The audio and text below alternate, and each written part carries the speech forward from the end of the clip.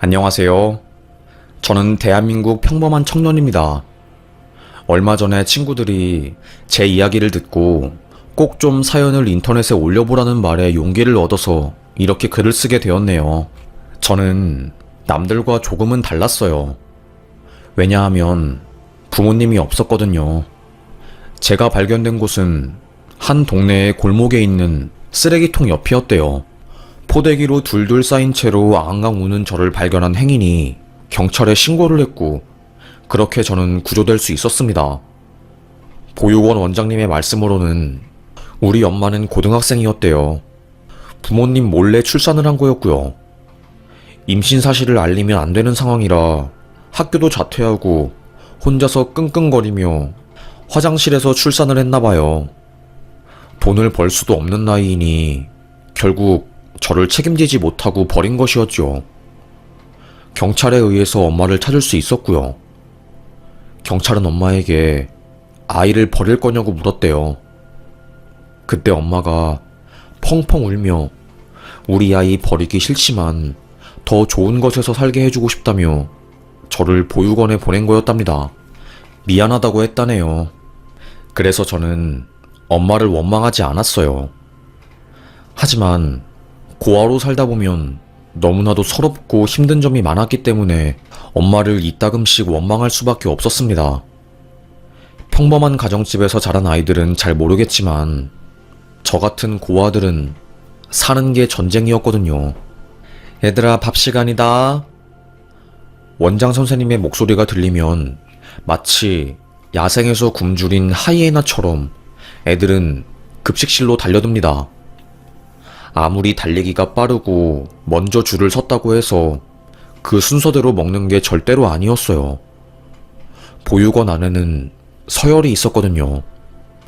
키 크고 싸움 잘하고 덩치 큰 애들이 가장 느긋하게 와서 밥을 빨리 먹었습니다. 나름대로 정의로운 성격이었던 저는 그걸 보고 참지 못하고 말했죠. 니네들은 왜 항상 늦게 오는데 제일 빨리 먹는 거냐? 이건 좀 아니지 않아? 다른 애들 밥 먹겠다고 뛰어와서 기다리는 거 안 보여? 이 새끼가 미쳤나? 너 돌았어? 어디서 큰 소리를 내? 그날 이후로 저는 그 일진 애들에게 단단히 찍혀버렸습니다. 제가 지나갈 때마다 그 애들은 저를 보고 욕을 날리기 일쑤였고요. 저딴 놈들은 쥐포처럼 잘근잘근 밟아줘야지 다시는 위로 기어오르지 못해. 안 그러냐? 그러게 말이야. 무슨 깡으로 우리한테 대든 거냐? 하여튼 다른 건 모르겠지만 깡 하나는 좋네. 보육원에서도 괴롭힘 당한 저는 학교에서도 매일이 지옥이었습니다. 그 녀석들과 같은 학교를 다녔던 저는 자연스럽게 고아라는 소문이 났습니다. 꽁꽁 숨기고 싶은 비밀이었지만 그놈들이 소문을 냈더라고요. 저는 고아이고 뭣도 없으니 때려도 된다고요. 그래서 애들은 저를 만만하게 보고 심지어는 제 근처에 앉으려고 하지도 않았어요. 웃긴 건 뭔지 아세요? 학생이 괴롭힘을 당하면 그걸 해결해주는 게 담임 선생님이잖아요. 저희 담임 선생님은 그러지 않았습니다. 되려 강한 아이들, 학생들 사이에서 인기 많고 부모님이 잘 나가는 애들 편을 들더라고요. 선생님, 저 걔네들 때문에 못 살겠습니다. 너무 힘들어요. 제가 언제까지 괴롭힘을 당하면서 학교를 가야 할지 모르겠어요. 혜선아, 네가 잘못한 건 없는 거야? 그 아이들도 이유가 있으니까 너를 괴롭히고 왕따시키는 건 아닐까? 되려 괴롭힘 당하는 애들은 그만한 이유가 있다는 식으로 선생님은 말씀을 하시더라고요. 가슴이 찢어지는 것 같았습니다. 저는 속으로 학교에서도 보육원에서도 내 편이 없구나. 나는 혼자서 자립해야 하는 거구나. 깨달았지요. 너무 이른 나이에 철이 들어버린 거였습니다. 그때부터였을 거예요. 제가 공부에 집착하기 시작한 게요. 지금이야 다른 일로 성공할 수 있는 방법도 많지만 그때만 해도 공부 잘해서 성공하는 게 가장 일반적인 방법이었거든요. 뭐 고승도 공부법이다 뭐다 해서 사시 패스하고 성공하고 이런 자수성가 스토리 관련한 책이 엄청 많이 팔리기도 했고요. 그래서 저는 이 약물고 공부했던 것 같아요. 고아 출신에 제대로 배운 적이 없는 애가 공부한다고 해서 성적이 잘 나왔겠어요? 전혀 그러지 않았습니다. 되려 쟤는 쉬는 시간에도 공부하는데 맨날 전교 꼴등이냐? 놀림만 받을 뿐이었습니다. 다행히 중학교 3학년 때 성적이 슬슬 나오기 시작했고 저는 졸업을 전교 10등으로 하게 되었어요. 제가 그렇게 공부를 열심히 한 이유 중에 또 다른 하나는 바로 저를 괴롭힌 애들과 같은 고등학교에 배정받지 않으려고 했던 것도 있었어요. 걔네들은 실업고등학교를 갈 것이니 저는 이를 악물고 일반 고등학교를 가려고 했던 거죠.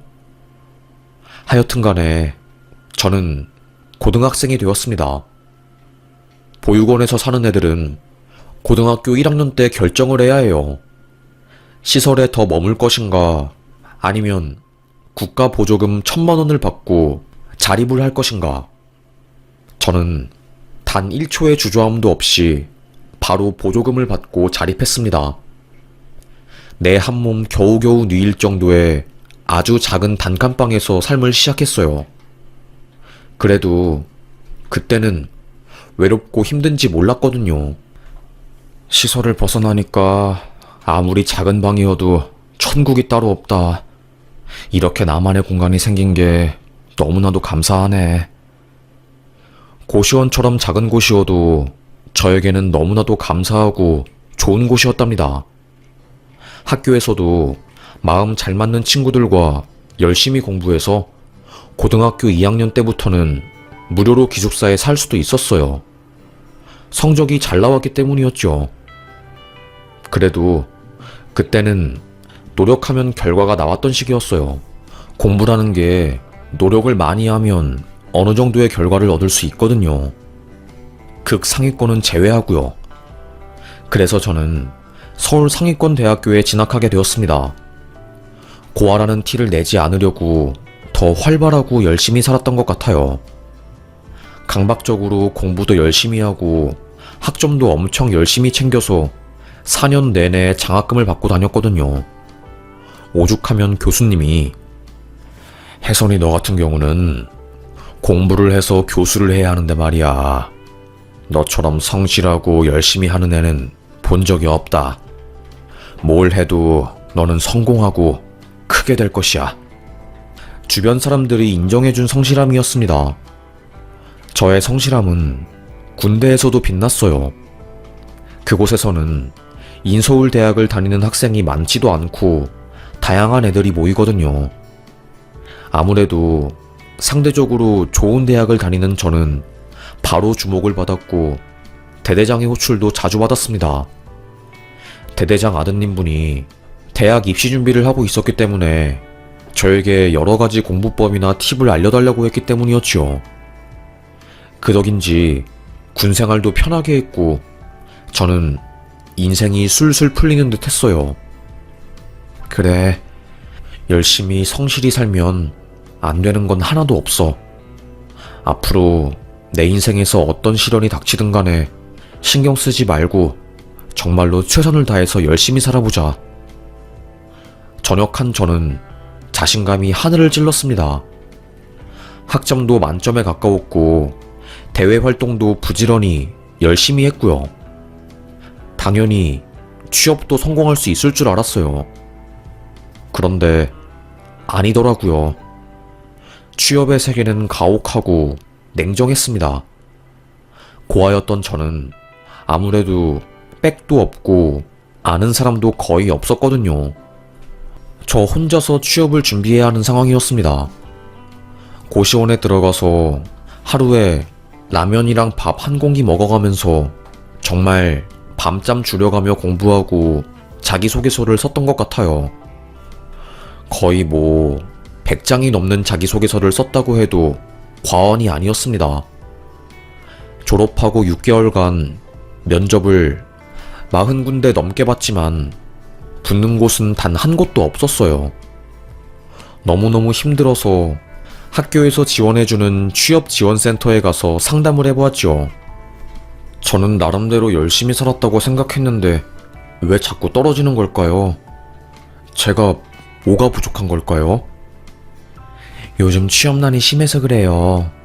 경제도 안 좋고 기업에서도 워낙에 신입을 안 뽑으니까 다들 힘들어하니까 너무 걱정하지 말아요.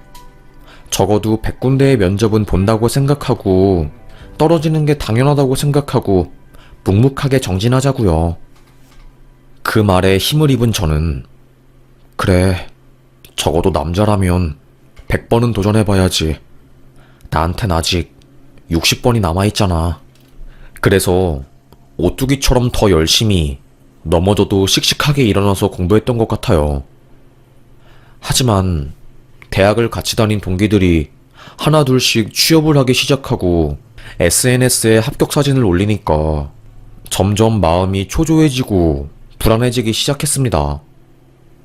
오랜만에 가게 된 대학 동창회에서도 친구들은 야, 너 아직도 취업 못했냐? 거의 1년째 아니야? 네가 제일 열심히 사는 것 같더니 취업은 맨날 술 마시고 놀던 애들이 제일 빨리 하네. 참, 모르겠다 나도. 열심히 하면 언젠간 취업할 수 있겠지.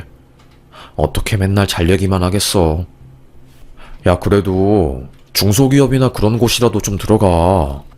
대학 동창들의 감정 섞인 말들이 왜 이리 절 마음 아프게 만들던지요. 학교 다닐 때는 분명히 내가 제일 잘 나가고 공부도 잘하고 촉망받는 유망주였는데 이제는 나만 혼자서 덩그러니 남겨진 것 같아서 씁쓸하고 힘들었습니다. 알고 보니 다른 애들은 부모님 빽이나 아는 어른들을 통해서 뒷구멍으로 회사에 들어갔다고 하더라고요. 학사 경고를 받아서 자퇴를 한 해 만에 했던 준식이는 아빠 회사 하청업체에 들어가서 일을 하고 있었고 학점도 낮고 매일 과에서 겨우겨우 공부를 따라오던 수진이는 엄마가 일하는 회사에 입사를 했다고 하더라고요. 저만 정직하게 살아온 거였습니다. 어릴 때부터 그래, 나만 열심히 하면 언젠간 세상이 알아줄 거야 라며 살아왔던 저는 삶의 모든 가치관이 흔들리는 것 같았습니다. 그래서 동창회를 갔다 온 그날부터는 아예 사람들과 연락도 끊고 핸드폰도 잘 하지 않았어요. 정말로 배수의 진을 친 사람처럼 오롯이 취업에만 몰두를 했던 것 같아요. 서류 심사에서 떨어지는 것은 어느 정도 익숙해지더라고요. 다른 애들도 서류에서 많이 떨어지니까 괜찮았습니다. 하지만 면접에서 떨어지는 게 너무 힘들더라고요. 그러다가 어느 한 기업에서 3차 심사까지 저를 올려준 거였습니다. 3차 심사에 통과를 하면 인턴을 할 수 있었거든요. 저를 인턴으로 뽑아준 부장님은 저에게 은근슬쩍 이렇게 말한 적도 있으셨어요. 혜선 씨가 다른 면접자에 비해서 면접도 압도적으로 잘 보고 인적성 검사에서도 높은 점수를 받아서 우리가 눈여겨보고 있어요. 대학생활도 열심히 하고 기본적으로 굉장히 성실한 친구인 것 같아서 눈길이 자꾸 가네요. 이렇게만 쭉 인턴 생활하면 문제없이 정직원 되실 겁니다. 감사합니다. 열심히 하겠습니다. 저는 거의 회사 다니는 모두가 인정하는 정직원 예정자였어요. 이미 일하고 있는 사람들보다 더 열심히 하고 더 잘했거든요. 심지어는 부장님이 다른 회사랑 계약하러 가실 때 정직원 말고 인턴인 저를 데리고 출장을 가기도 했으니까요. 그렇게 5개월간의 인턴 생활이 끝나고 마지막 임원 면접을 보는 날이었습니다. 저를 포함해서 총 4명의 인턴이 한 동기였고 그 중에서 한 명이 떨어지는 시스템이었어요. 저는 당연히 제가 붙을 줄 알았거든요. 4명 중에 한 인턴은 맨날 지각하고 일도 제대로 안 하고 근무 시간에 핸드폰을 너무 많이 봐서 자주 혼나고 꾸지람을 받았고요. 그래서 저는 당연히 그 인턴이 떨어질 줄 알았습니다. 하지만 그날 통보받은 탈락자는 바로 저였어요. 회사에서 바보처럼 눈물이 나더라고요. 부장님은 저에게 와서 어깨를 두드리며 일을 어쩌나 많이 기대했을 텐데 나는 자네를 무조건 뽑으려고 했는데 윗선에서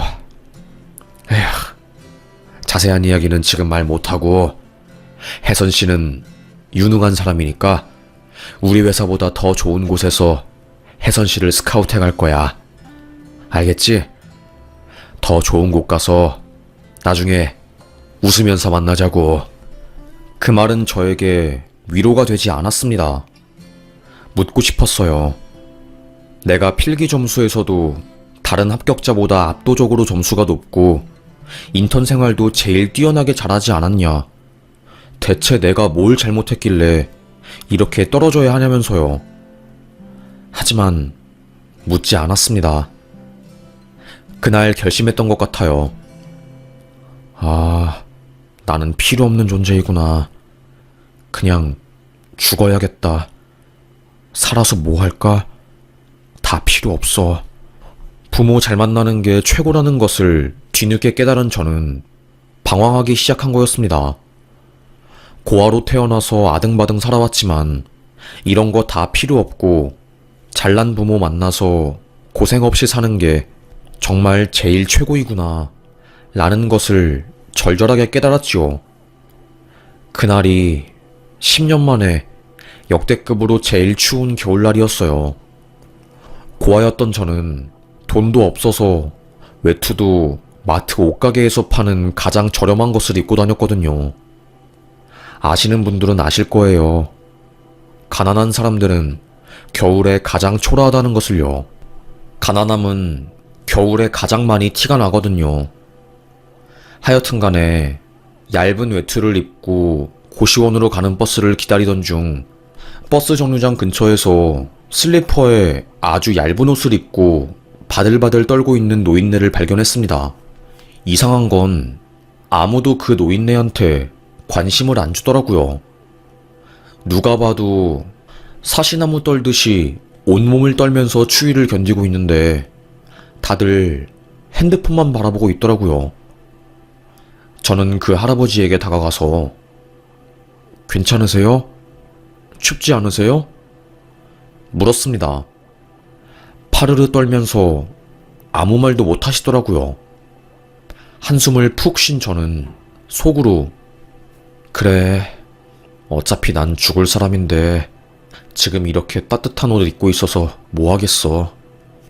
입고 있던 외투를 벗어서 할아버지에게 입혀드렸습니다. 그리고 신발도 벗었어요. 두꺼운 양말을 벗어 할아버지에게 신겨드리고 슬리퍼와 구두를 맞바꾸었습니다. 편의점에 가서 따뜻한 두유와 뜨거운 호빵을 하나 사서 손에 쥐어드렸네요. 밖에서 떨고 있지 마시고 빨리 집으로 돌아가셔요. 외마디를 남긴 저는 슬리퍼에 얇은 여름용 셔츠를 입은 채 집으로 갔습니다. 1시간 동안 발발발 떨면서 집에 도착하니 발은 꽝꽝 얼어 있어서 동상 걸리기 직전이었고 볼은 빨갛게 터져 있었어요. 눈보라를 맞으며 집에 오니 몸이 성할 리가 없었던 거죠. 그런데 아프지 않더라고요.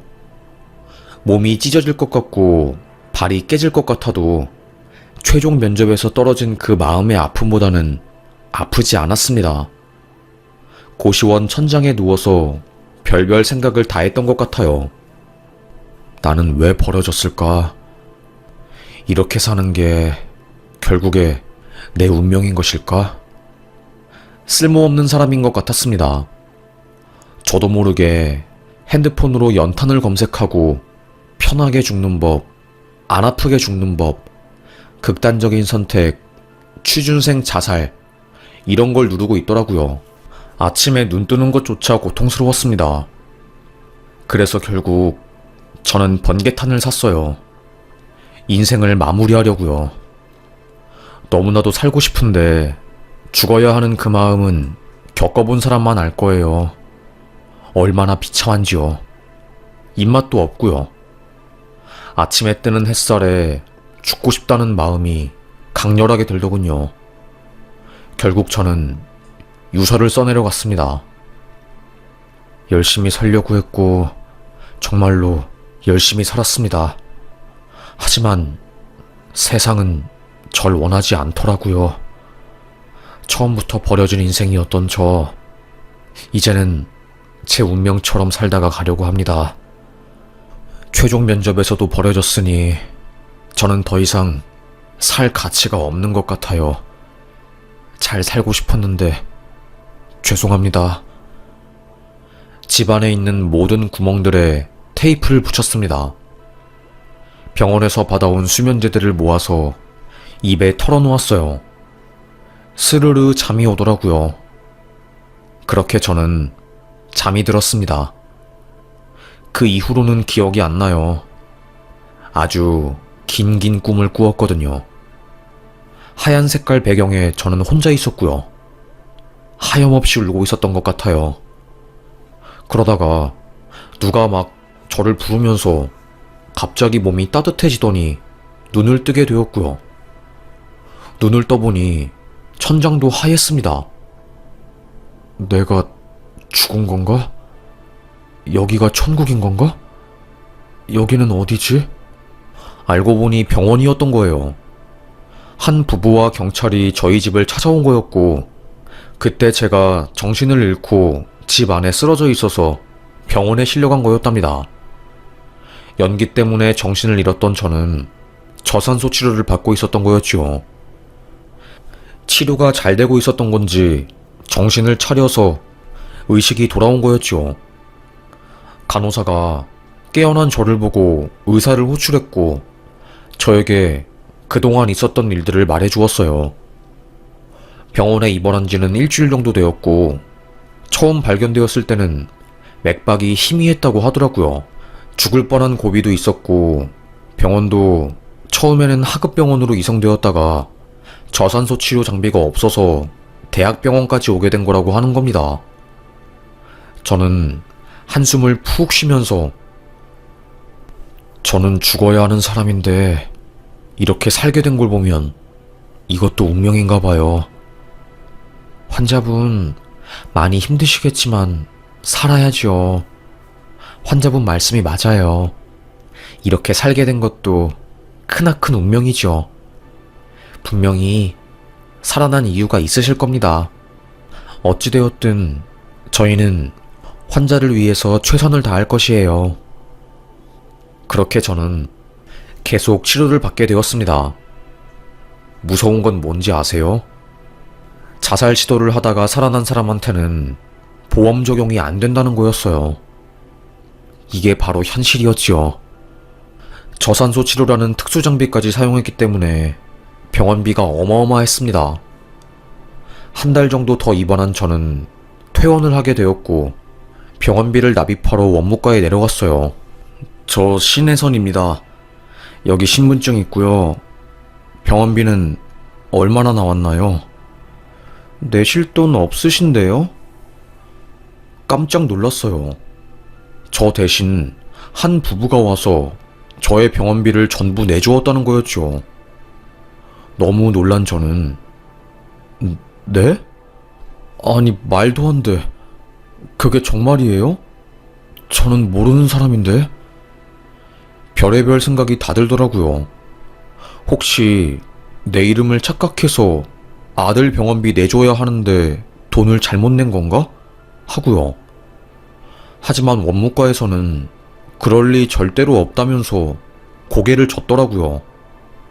저는 터벅터벅 집으로 걸어왔습니다. 연기를 피워서 장판이랑 벽지가 다 망가졌을 텐데 집주인은 제 탓 없이 다 새로 싹 갈아주었더라고요. 학생, 죽지 말고 계속 살아. 집주인의 한마디에 세상은 아직 살만한 곳이구나 라는 것을 느꼈습니다.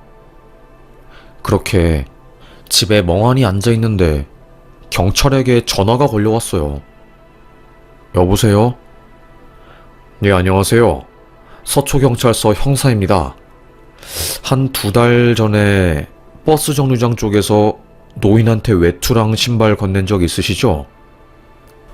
되새김질을 해보니까 면접에서 떨어진 그날 제가 그랬던 적이 있더라고요.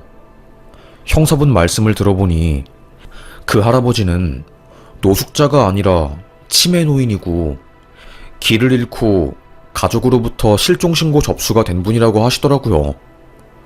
그날 한 시민이 경찰서에 그 노인을 신고했고 경찰이 출동해서 주변 CCTV를 가족과 함께 보다가 저의 행적을 본 가족이 저의 신상에 대해서 꼭 좀 알고 싶다고 한 거였답니다. 그래서 그때 편의점에서 두유랑 음식 산 결제 내역을 추적해서 저를 찾은 거였어요. 그래서 한 달여 전에 제가 죽으려고 했을 때 절 발견한 것도 그 부부였대요. 살해를 꼭 좀 하고 싶어서 저희 집에 찾아왔다고 하는데 이상한 연기 냄새가 스멀스멀 올라오는 것을 느끼고 바로 경찰에 신고한 거였고 문을 따고 들어오니 안개처럼 연기가 팍 나오면서 쓰러진 저를 발견한 거였죠. 형사는 저에게 그분들께서 꼭 좀 이야기를 나누고 싶어 하셔서 연락처를 드려도 되나 해서요. 저는 연락처를 줘도 된다고 말했습니다. 그리고 얼마 지나지 않아서 한 여자가 저에게 전화를 걸어왔어요. 안녕하세요. 혹시 혜선 씨 맞으신가요? 네네, 맞습니다. 안녕하세요. 우리 아버지한테 그날 외투를 건네주셔서 정말 감사해요. 그 외투가 아니었으면 아버지가 돌아가셨을 수도 있다고 하더라고요.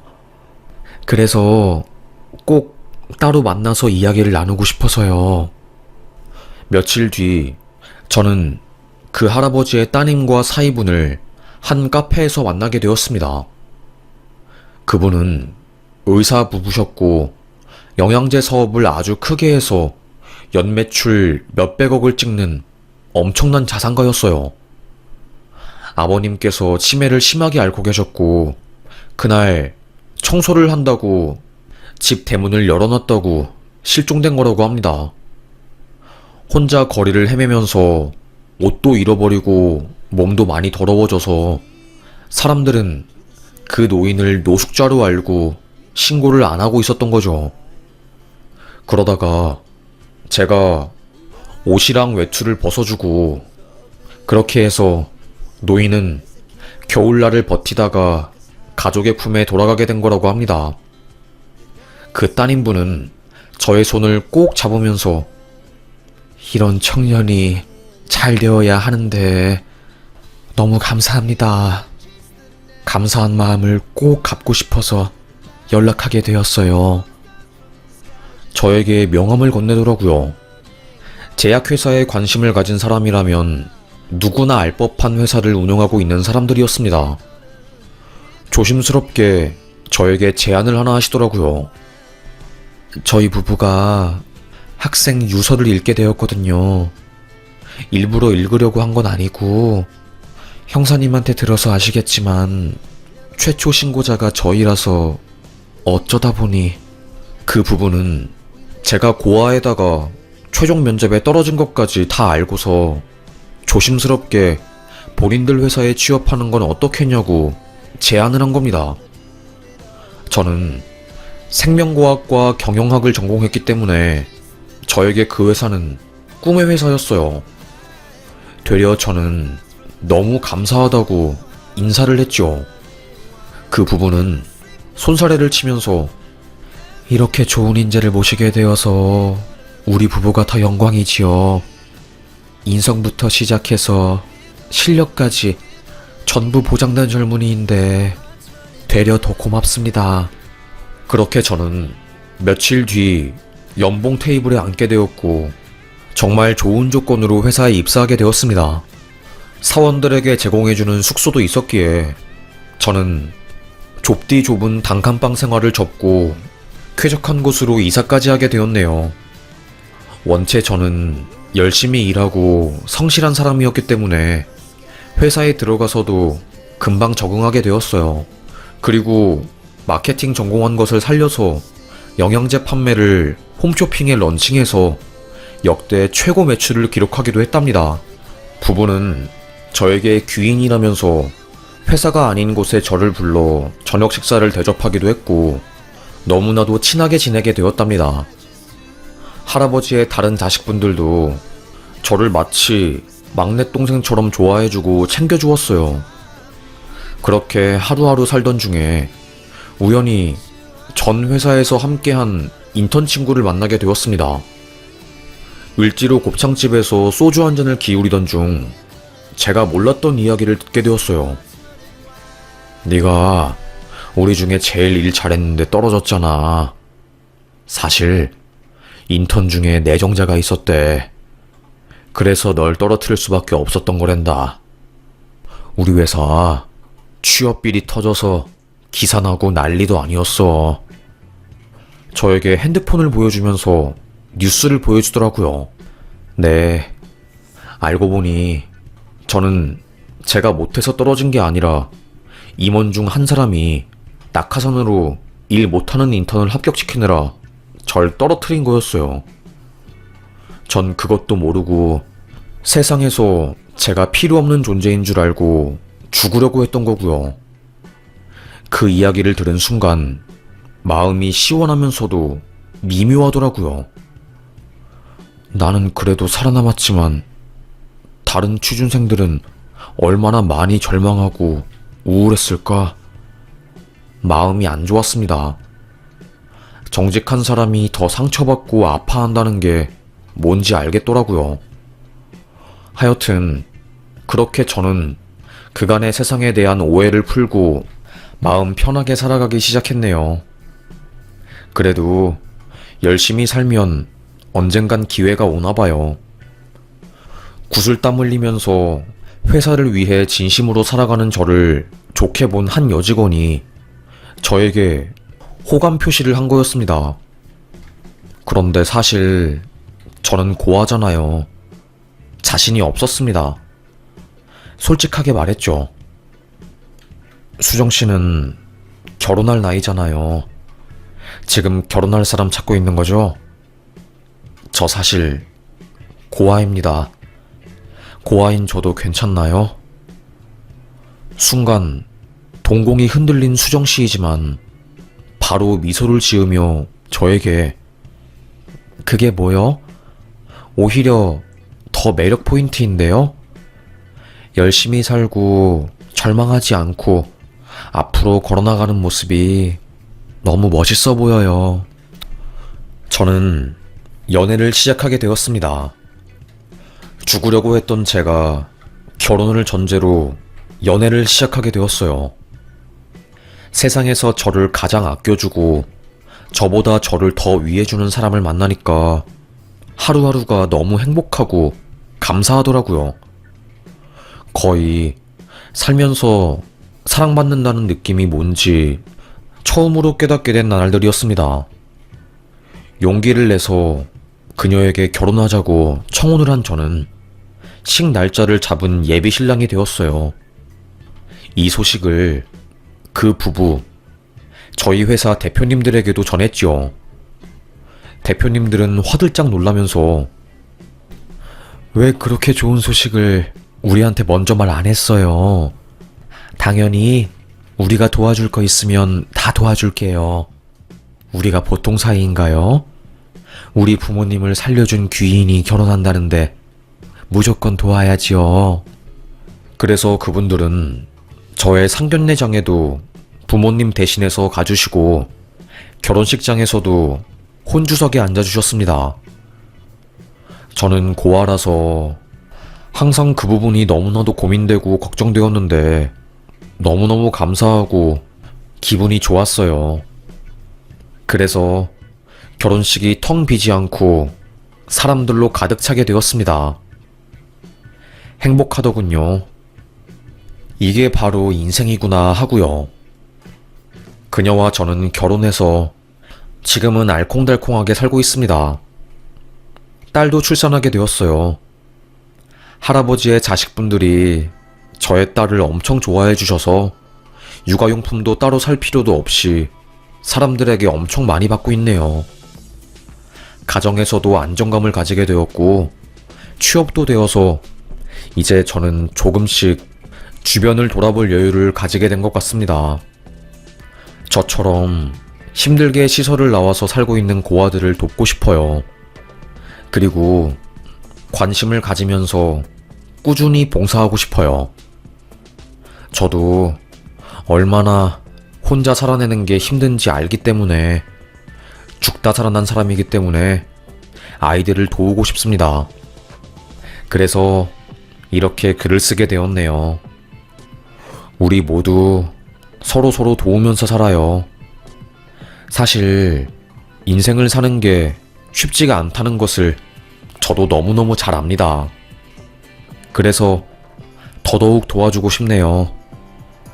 아내와 일주일에 꼭 한 번은 보육원 봉사를 하려고 하고 회사 차원에서도 일부러 더 사회공헌 활동을 많이 하고 수익의 일부를 기부하고 있네요. 만약에 이 글을 보고 있는 시설 출신 청년들이 있다면 이야기해주고 싶습니다. 우리에게는 세상이 더 가혹하게 느껴질 수도 있다고요. 하지만 포기하지 않고 묵묵하게 열심히 살다 보면 분명히 좋은 날은 올 거고 사람마다 속도가 다르지만 분명히 꿈을 이룰 수 있다고요. 나 같은 사람도 결국에 행복을 느꼈으니 당신들도 할 수 있을 거라고 말해주고 싶습니다. 나이가 먹어가니 잔소리 같은 말들을 많이 하게 되네요. 하여튼 간에 저의 긴 이야기 들어주셔서 정말 감사합니다. 우리 행복하게 살아요. 저도 응원하겠습니다. 감사합니다.